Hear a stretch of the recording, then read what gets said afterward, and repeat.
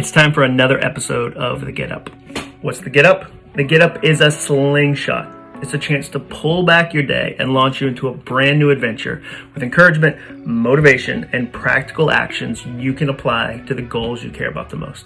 Today, I want to talk about the 3 things you can do when your world is upside down. I don't know if you're experiencing any of that right now. Maybe right now you're like, wait a second. You know what, John? I had noticed that something feels different. Now that you say it, I can't put my finger on it, but yeah, things do feel different right now. The world is upside down, and I want to talk about that.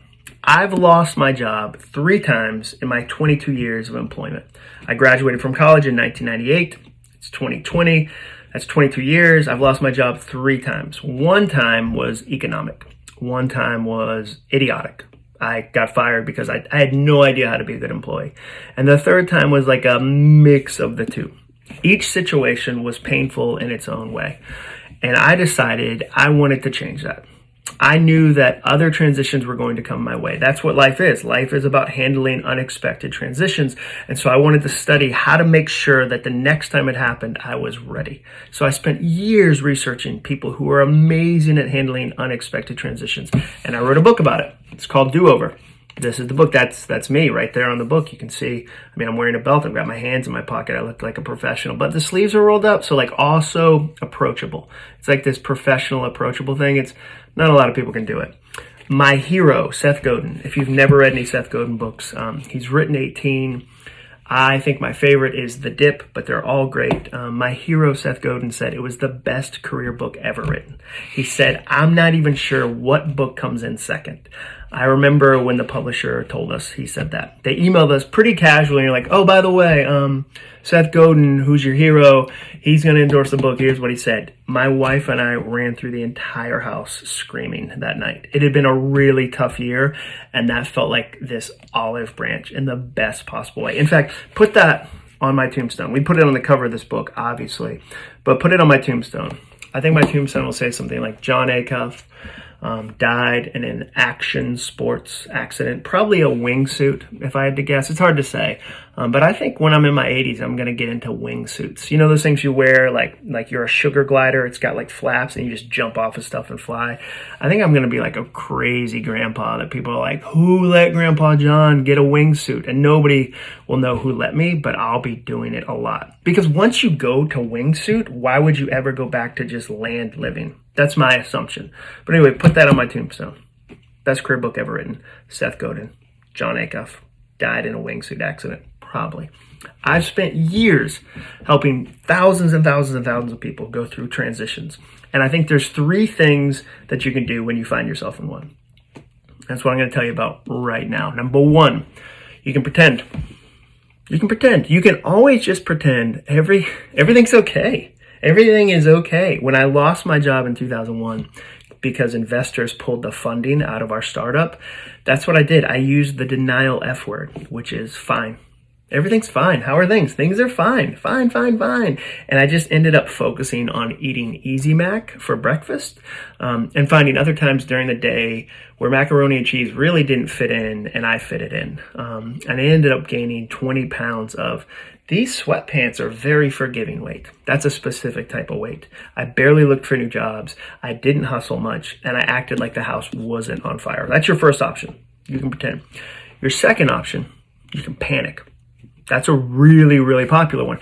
People often say misery loves company, but I would say panic loves company.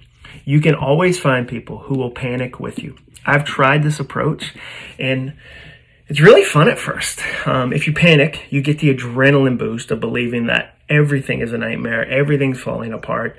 That's kind of nice. Who doesn't like a little bit of drama and chaos? And both of those are very addictive. You also get to blame other people.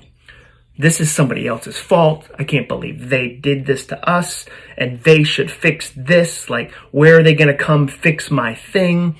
Blame is always a cousin of panic. And then you get to be bitter. You get to be really bitter about the entire situation. And none of those 3 things take any work on your part. That's the best part of panic, blame, and bitterness. You don't have to do a single thing. It's so tempting to get lost in those, because it feels like you get a crisis free card, like a get out of crisis free card, where you get to kind of not think about things and have no control of the situation because you're stuck in panicking. I tried this approach for 6 months. I did that exact thing for 6 months and I got so stuck. The third and final option is you pivot. You pivot, you try something new.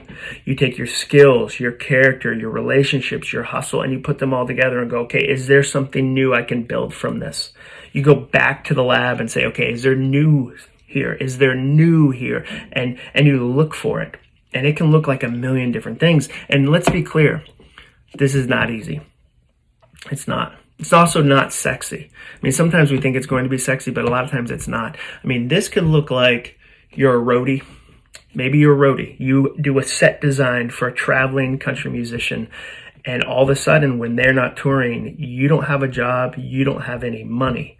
That's happening to thousands of musicians where I live in Nashville. There's a lot of the music industry that built their whole career on touring because 15 years ago, they went through a transition where nobody bought music anymore. So they've already been through a really difficult transition. They said, okay, nobody's paying for music, we better do live touring. And then guess what's not happening right now? Live touring. And it's not like if you're a roadie, you can pivot and do like a YouTube channel or a webinar where you teach other people to be roadies. That industry doesn't exist right now. Nobody is going to pay money to watch a webinar on how to be something that no longer exists. And maybe you have a ton of relationships, but they're all in the music industry and they're all related to touring. So maybe in that situation, the pivot is really big. You know what the pivot is? The pivot might be a gas station. It might be a job at a grocery store. It might be a job at Home Depot. It might be you digging sprinkler systems for a landscape crew. That might be the pivot.